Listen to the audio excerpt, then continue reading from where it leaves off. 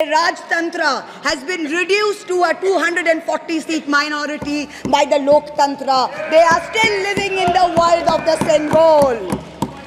This sudden changed reality, this new reality is yet to sink in for the treasury benches and especially for the speechwriters of the Honorable President's address. The speech that the Honorable President read out, she said, the people of India have elected a stable government with a clear majority. Please do not embarrass the office of the President by using poorly edited cut and paste versions of old speeches. This is not a stable government. It depends on multiple allies with a history of U-turns. It has not got a simple majority. The BJP is 32 short of 272. It is going to be a very hard landing for the treasury benches, as was obvious today. This time, there are 234 warriors this time, firmly united, and we have walked through fire to walk through these doors, so you will not be able to shut us up this time the way you did last time. There are numerous statements in the Honorable President's address that defy even a tenuous link to truth and to reality. Like in my 2019 maiden speech when I spoke in 7 signs, today I have picked out 6 themes from the Honorable President's address, and I will analyze how each of them is an exercise in fallacy and exercise in untruth. The address covers many issues, but I have chosen 6 themes. The first theme, the Northeast. The Honorable President's address says that the government has increased allocation for the Northeast by 4 times, has worked for increased and lasting peace in the area. Now, I have one question. Why is the word Manipur nowhere in the speech? Why do we refer to the generic Northeast? During the Lok Sabha campaign, the BJP, the ruling party, the Honorable Prime Minister mentioned many words beginning with the letter M. Musalman, Mullah, Madrasa, Mughal, Mutton, Machli, Mujra, Mangal Sutra, but not once did they mention Manipur. We don't need to act east. The government says we want to act east. We don't need you to act east.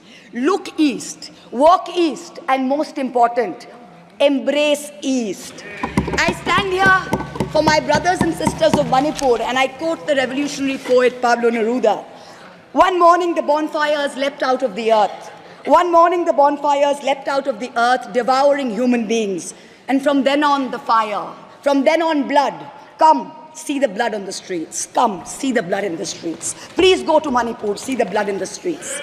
The second theme in the President's address, women empowerment. The speech says, women in our country have been demanding greater representation in the Lok Sabha and Vidhan Sabhas, and today they stand empowered by the Women's Reservation Act. This is a complete untruth. Firstly, you conveniently delayed reservation for women in parliament because you actually fear women. Yes. You fear Nari Shakti. Yes. You want their support, but you certainly don't want us here. The 17th Lok Sabha had 78 women, 14.3%. The 18th Lok Sabha, this Lok Sabha has only 74 women. 4 women less than last time, only 13.6%. The ruling party, the BJP, had called a special session to bring in the Women's Reservation Bill. They have got a shameful 30 women MPs out of 240, only 12.5%. It is only Mamata Banerjee's Trinamool Congress that in 2019 had 37%, and even this time has got 38%. The President's address talks of a comprehensive campaign by the government to enrich and make 3 crore women Lakhpati Didis. All that we have seen so far is a far more comprehensive campaign to make 1 Arabpati Dada. I'm sure I don't need to take his name in this house. I'm sure we all know who we are talking about. The third theme, Kashmir. The address mentions that after decades of shutdowns and strikes, the Kashmir Valley has voted in an atmosphere of stability and security. But if abrogating Section 370 was such a good idea, why did the ruling party, the BJP, not even dare to put up candidates in the 3 valley seats of Anantnag, Baramulla and Srinagar? If 370 was such a big deal and you were going to campaign on the basis of 370, you did not even dare to fight the seats. The Kashmir Valley has voted in MPs who were against your 2019 decision. You downgraded Ladakh into a union territory. You told them it was a temporary move. Today, 5 years later, the Ladakhis are still waiting. They have not got back their statehood. You have not given them a legislature. You have not included them in the 6th schedule. You have not given their demand of 2 separate seats of Leh and Kargil. As a result, in the current Lok Sabha, the Ladakhis have relegated you to 3rd position in the Lok Sabha. You lost it. The 4th theme in the Honorable President's address, the Election Commission of India. The speech expresses gratitude to the ECI for conducting the largest election in the world. With all humility, with no intent to denigrate the office of what used to be the august constitutional body of this land, let us as members of this opposition put on record that we won in spite of the EC, not because of it. The commissioners chosen by a government-dominated panel in willful disobedience of the Supreme Court turned a deaf ear to the most egregious violations of the Model Code of Conduct by the ruling party, by the Honorable Prime Minister with his hate-filled speeches and his divisive religion-based rhetoric. This country has been ashamed and disgusted by the language used against minorities during this campaign. This election will go down in history where an eager and compliant election commission turned a blind eye and a deaf ear against the excesses of the ruling party when the MCC was in effect. Opposition leaders were arrested, party accounts were frozen, ED and CBI even came into our election offices with impunity. Ultimately, the voters took charge and they said, "Bahut ho gaya. Enough is enough." The 5th theme, and here I have to commend the speechwriter's very dark, almost macabre sense of humor. The Indian Railways, aviation and infrastructure. The address says that work on the Ahmedabad-Mumbai bullet train is going on at a fast pace, and Indian Railways is doing feasibility studies for bullet train corridors in the north, in the south, in the east of India. Now I'm going to ask the government a question. Why are you, Honorable Chairperson? Is this a cruel joke? You are sanctioning 1,08,000 crores. 1,08,000 crores for one single Mumbai-Ahmedabad bullet train. A basic high-speed rail network costs 200 crores per kilometer. The Indian Railways is touting the Kavach anti-collision system. It's an automatic train protection system as the cheapest in the world. Says 50 lakhs per kilometer is the cost. The total rail tracks in India is roughly about 126,000 kilometers. So the cost of covering all of India with Kavach is going to be 63,000 crores. All of India's Kavach costs 63,000 and one single Ahmedabad-Mumbai bullet train costs 1,08,000. Please look at the numbers. Last June in Balasore, 3 trains collided, 296 people died. The ministry said Kavach was not operational on that route. Last week, Kanchenjunga Express collided with a goods train in New Jalpaiguri. 10 people died. Again, the ministry said Kavach is not operational on the route. The Economic Times had a survey which said at the current level of funding, it will take 50 years for all of India to be covered under Kavach. And you're telling us about bullet trains. And please don't start shouting about what it was during Nehru's time. We don't know and we don't care. False equivalences cannot take the place of real body bags. The address mentions about how India is apparently the 3rd largest domestic aviation hub of the world. In truth, India's airports have become domestic hazard hubs. First in Jabalpur, then in Delhi, then in Rajkot.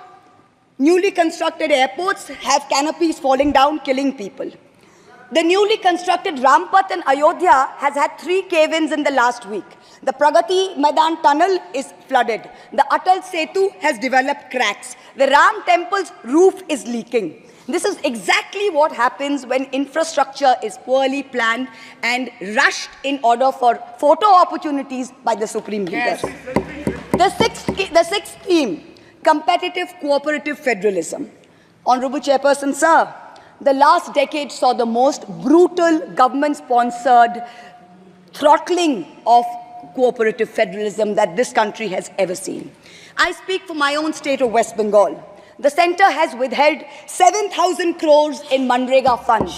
17 lakh households have been deprived for work already done. It has held back 8,200 crores under the rural housing scheme, over 11 lakh houses sanctioned but not paid. Another 1,000 crores has been held back in pension and PMGSY. A total of 16,000 crores. When we went to meet the Rural Development Minister, we were dragged out by the Delhi police and bundled into prison vans. Last week, as a delegation, we went to meet with Atishi of the AAP, who was on hunger strike. Look at what is happening in the AAP government in Delhi today. The Aam Aadmi is in power in Delhi. There was a 1994 water sharing agreement which mandated Haryana to release 613 million gallons of water per day to Delhi. Haryana is run by the BJP government, and they have reneged on this agreement. They are releasing 100 million gallons less per day, as a result of which 28 lakh people in Delhi are having to go without water per day. This government's competitive cooperative federalism seems to be an exercise in how to compete on how to choke opposition-run states. भैया हमको बैठाना आप पे बहुत भारी पड़ा, हमको मत बैठाइए, बहुत भारी पड़ा आप पे, बहुत भारी पड़ा. The government spent the past 5 years. Honourable member, kindly address to the chair. The government spent the first 5 years in almost perfecting an elected autocracy. And by the end of 2023, this government had reached the pinnacle of their arrogance, where this parliamentary democracy was replaced by a monstrous super cult, the cult of the supreme leader, the non-biological leader born of the Paramatma, who stood in this house and proclaimed, "Ab ke baar 400 par, and ek akela kitno pe bhari pada." This was the turning point. This was the turning point when the destiny of the ruling party changed. Whether in Greek mythology, whether in Indian mythology, if you act with arrogance towards the gods, you will be punished. We have 33,000 gods in India. But in our democracy, the most supreme of them is the Gana Devata, the Lord of the people, and they have punished you. You may have formed a government again, but yours is a Pyrrhic victory. A victory which inflicts such a devastating toll on the victor that it is tantamount to a defeat. In Bengal, the supreme leader started his Vijay Sankalp Yatra on March 1st in the constituency of Arambagh, then came to Krishnanagar, then came to Barasat, ended on May 29th in Calcutta. मेरे ऊपर तो विशेष कृपा की उन्होंने, दो बार आए.